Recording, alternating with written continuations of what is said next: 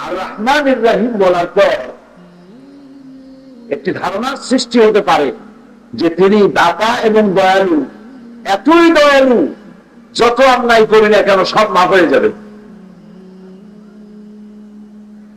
মানুষের হক নষ্ট করবো, জনগণের হক নষ্ট করবো, সরকারের হক নষ্ট করবো, আর আল্লাহ তার সবগুলি ক্ষমা করে দিবেন।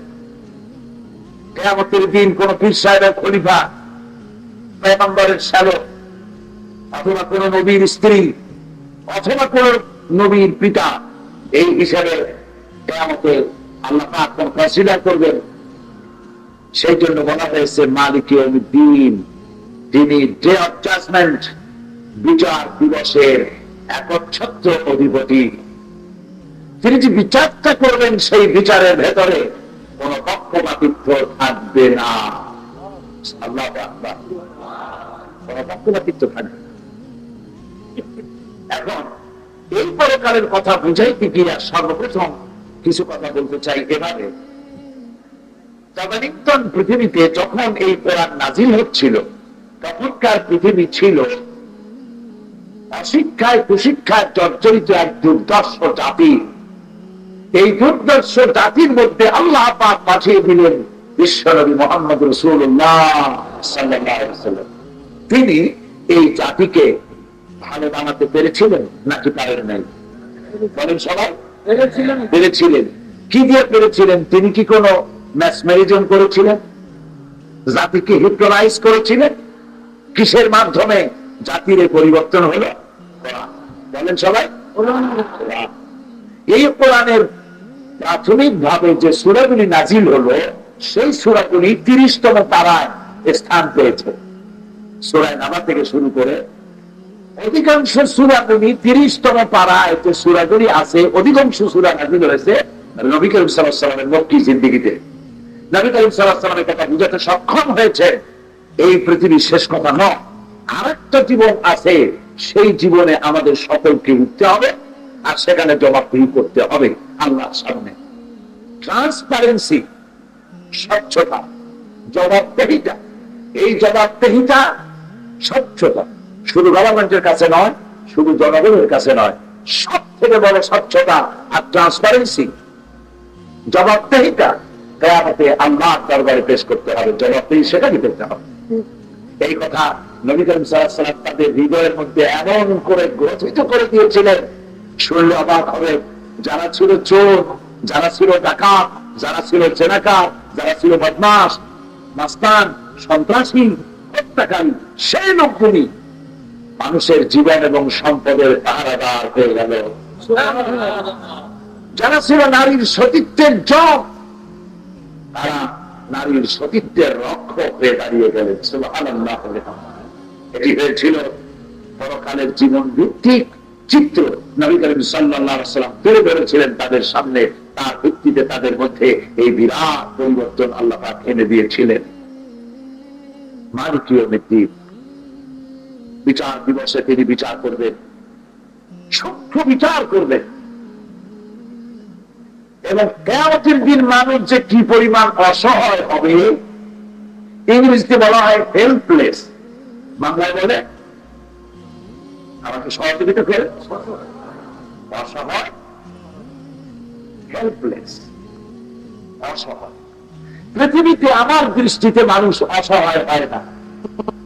এখানে আপনিতে ধরুন, পুলিশে ধরুন, বিডিআরে ধরুন, মামলা হোক, মোকদ্দমা হোক, যে কোনো বিপদ হোক না কেন, সাহায্যকারী কেউ না কেউ হয়েই যাবেন।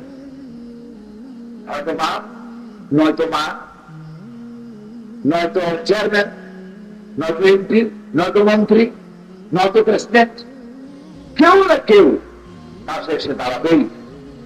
100% আক্ষরিক অর্থে অসহায় পৃথিবীতে হয় না। অসহায় হবে মানুষ কিয়ামতের ময়দানে। মারাত্মক অসহায়। লা তাজিবু ওয়াজিরাতুন বিজরা উখরা, কারো বোঝা বহন করার জন্য আর একজনকে খুঁজে পাওয়া যাবে না। ওয়ালাউ কানা যা কুরবা, সে যদি তোমার নিকটবর্তী রক্ত সম্পর্কিত আত্মীয় হয়, যারা পরিমাণ, সরিষা পরিমাণ একটি গুনার বোঝা বহন করার জন্য কেউ এগিয়ে আসবে না। বাপ তার সন্তানকে চিনবে না, মা তার সন্তানকে চিনবে না। গর্ভধারিণী মা, পেটের মধ্যে সন্তান আছে, এই অবস্থায় মারা গেছে, কিয়ামতের দিন এই অবস্থায় উঠবে। কিয়ামতের বিভীষিকাময় দৃশ্য দেখে গর্ভপাত হয়ে যাবে, মানুষের রূপ গলার কাছে চলে আসবে। একটি বর্ণ আমার বানানো নয়, সবটা আল্লাহ পাকের কথা। মানুষ পাগলের মতো দৌড়তে থাকবে, কোথায় যাব, আইনাল মাফার, কোথায় ভাগবো, কোথায় পালাবো। মানুষেরা পাগলের মতো করে হাসনের ময়দানে দিক বিদিক হয়ে দৌড়াতে থাকবে। পালাবার কোন রাস্তা নাই, পালাবার জন্য একমাত্র আশ্রয় রব, তোমার আল্লাহ ছাড়া আশ্রয়ের কোনো জায়গা নাই। মনে করেছেন কিয়ামতের দিন পীর সাহেবরা উঠবেন মুরিদদের নিয়ে, আরে তকবীর জিন্দাবাদ। জি না, কিয়ামতের দিন ফারদা, ইয়াউমাল কিয়ামতে ফারদা, একজন একজন করে দাঁড়াবে আল্লাহর সামনে। মিছিল চলবে না, সালাম চলবে না। ভেবেছেন আপনার পীর সাহেব আপনার জন্য সুপারিশ করবে? ওনার সুপারিশ কে করে? তিনি তো মোলাকামা করে চিন্তা করে বের করুন।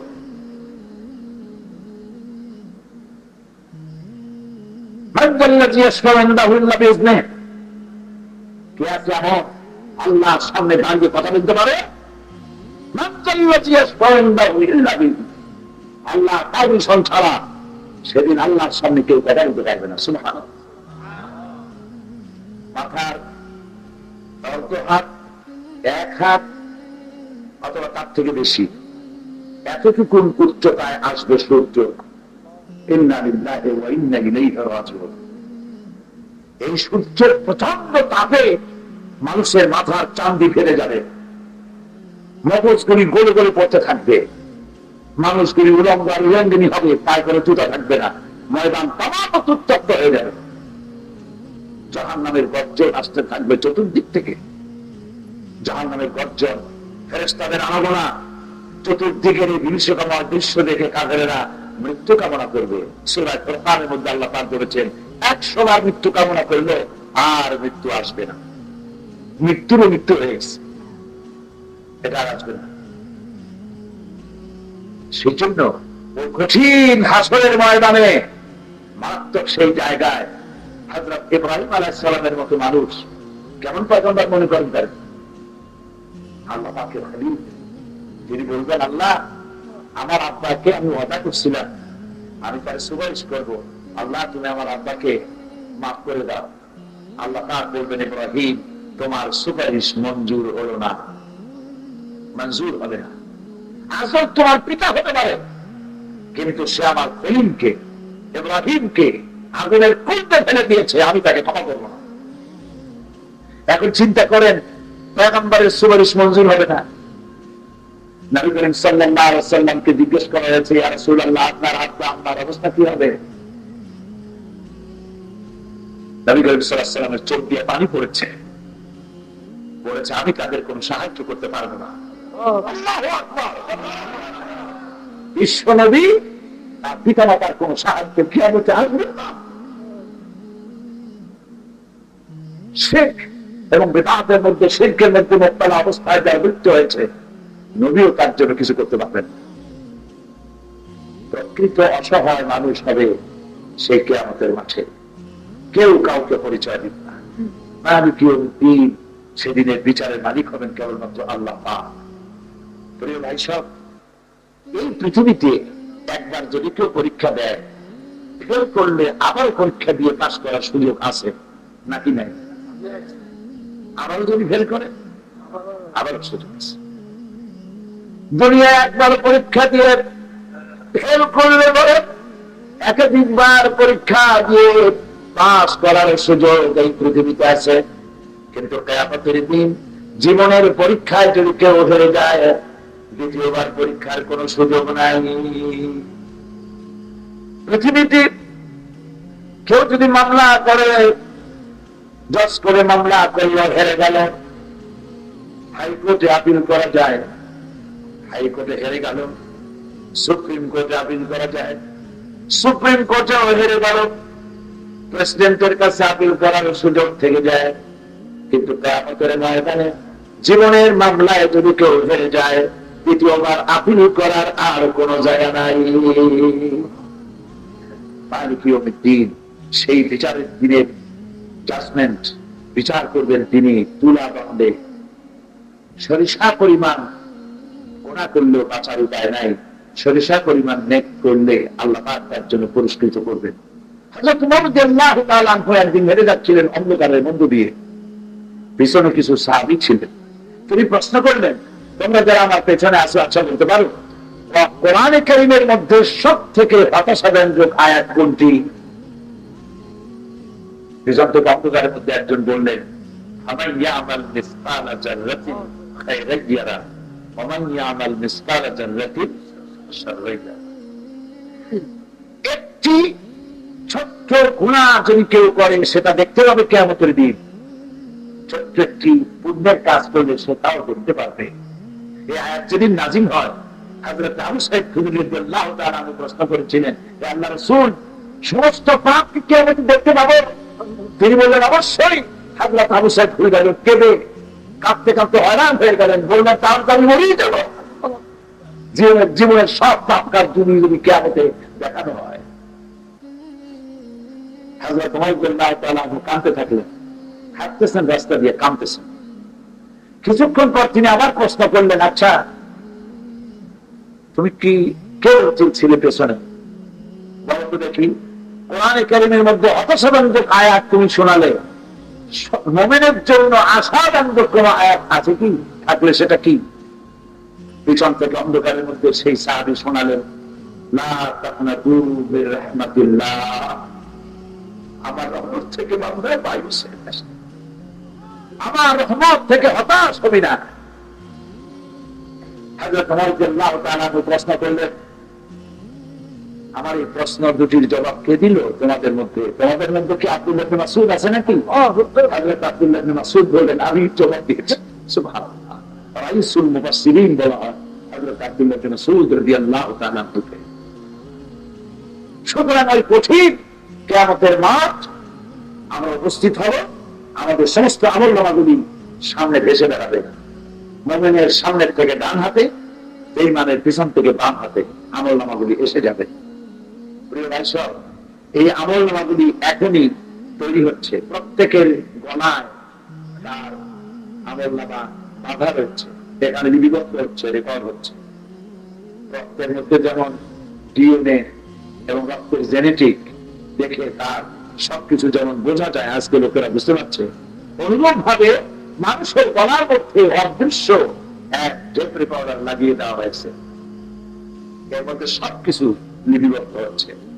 কম্পিউটারের ভিতরে ছোট্ট একটা মাইক্রোচিপস নামক যন্ত্র আছে, যা 3 আঙ্গুল দিয়ে ধরা যায়। এর মধ্যে কত যে ডাটা, কত তথ্য এর মধ্যে ঢুকায় রাখা যায়, চিন্তা করে খুব করা যাবে না, ঠিক না? এই বুদ্ধিটা কে দিছে বলেন সবাই? আল্লাহ। সে আল্লাহ রাব্বুল আলামিন মানুষের গলায় ঝুলিয়ে দিয়েছেন তার আমলনামাকে।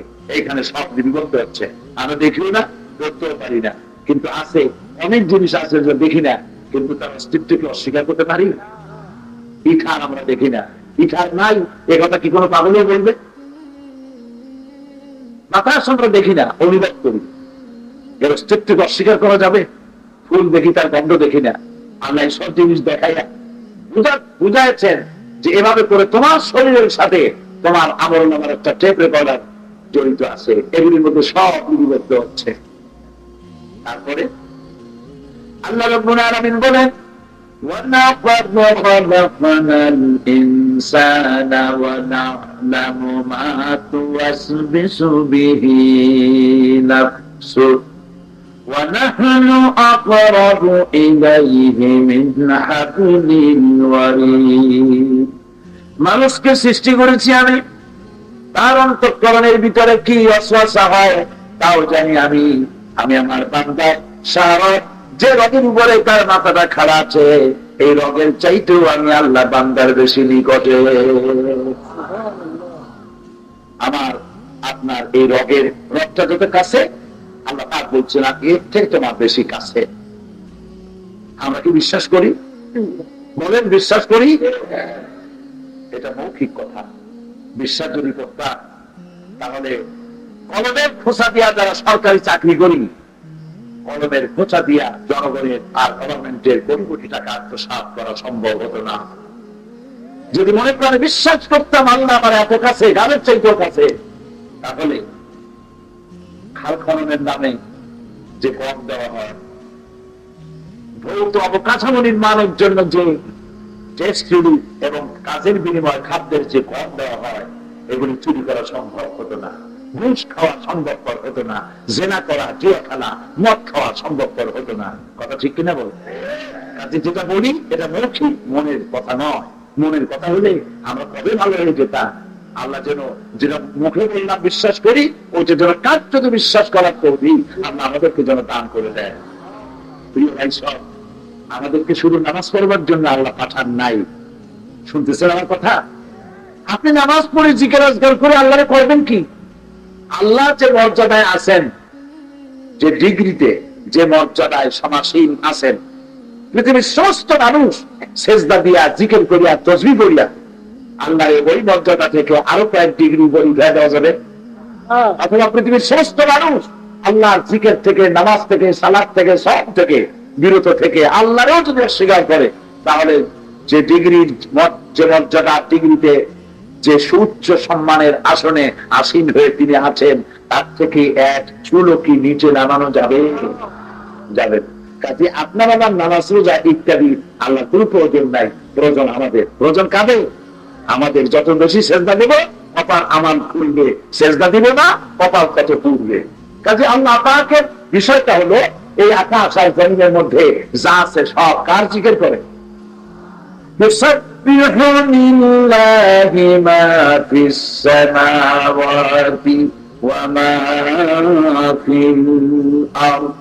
আকাশ এবং জমিনের মধ্যে আর এর ভেতরে যা কিছু আছে সব আল্লাহর তাসবিহ করছে, আল্লাহর জিকির করছে। আমাদেরকে শুধুমাত্র নামাজ রোজার জন্য নয়, নামাজ রোজা কম্পালসারি ডিউটি করতেই হবে। এই নামাজ রোজা কম্পালসারি ডিউটি করতেই হবে, কিন্তু মূল লক্ষ্য নামাজ রোজা নয়। মূল লক্ষ্য পৃথিবীতে আল্লাহর দেওয়া বিধান কায়েমের জন্য একটা বাহিনী তৈরি করা, আর তাদের জন্য এই ধরনের কম্পালসারি ডিউটি গুলি পালন করতে হবে। যেমন আর্মি, বিডিআর, পুলিশ, তারা পিটি করে, শীতকালীন মহড়া দেয় না? প্যারেড করে না? এখন যদি আর্মি মনে করে প্যারেড করেই আমার শেষ কাজ, এটি সব থেকে জরুরি, পুলিশ এবং বিডিআর যদি মনে করে প্যারেডটাই সব থেকে বড়, আর কিছু দরকার নাই, প্যারেড করিয়া ঠ্যাঙের উপরে ঠ্যাং ফেলাইয়া বসে আছে।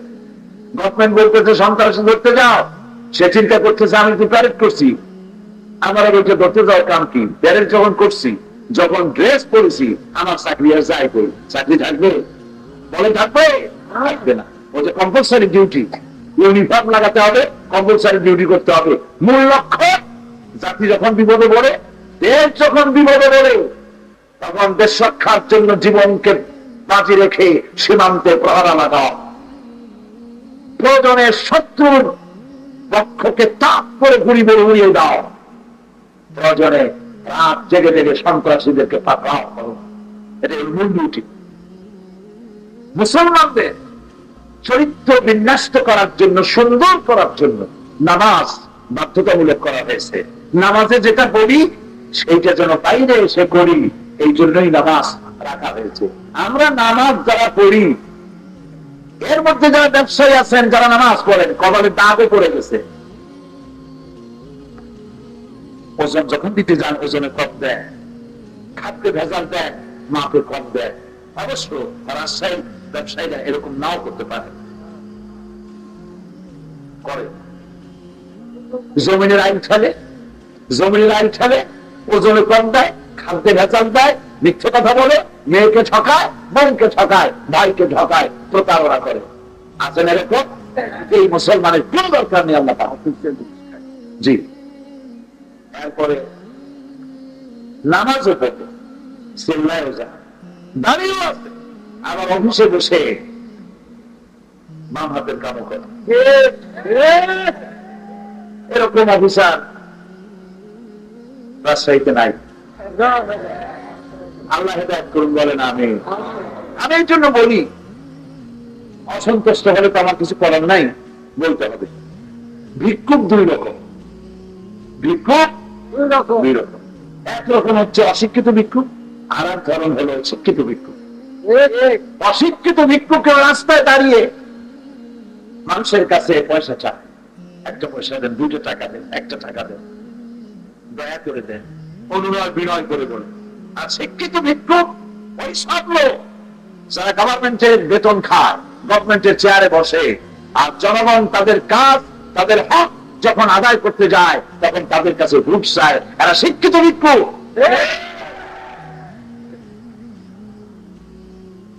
ঘুষের টাকা আনন্দ করে কেউ দেয় না। ঘুষ যখন চাওয়া হয়, এত টাকা না দিলে কাজ করতে পারবো না। এখন আর্মি বাইরে কাজ খুব কঠিন। সিভিল অ্যাডমিনিস্ট্রেশনের সময় 500 টাকা দিয়ে যে কাজ পাচ্ছেন, এখন আর্মি রাস্তায় রাস্তায় করে 10,000 টাকা না দিলে আমি কাজ করতেই পারবো। একটা উজবত পাইছে। এই যে টাকাটা নিলেন যার কাছ থেকে, এছাড়া ভাবতেই টাকা আপনারা দিল, কিন্তু জানেন অসুবিধাটা কি হইলো? যাওয়ার সময় বলতে বলতে যায়, আল্লাহ, ছোট প্রাণীর বাচ্চা দিয়ে কয়, সেটা আমি বললাম, এই লোকটা আমার কাছ থেকে এত কোটি টাকা ঘুষ খাইলো, কলেরা দিও, ওর মায়ের বলবে জাহান্নামের মধ্যে দিয়ে শাস্তি দিও। এই বদদোয়া করে বলে মাসে 50,000 টাকা বেতন পান, 3,000 টাকা কামাই করেন, 50,000 টাকা বরকত হয় না। কেন হয় না? হারাম ইনকাম করেছেন। হারাম।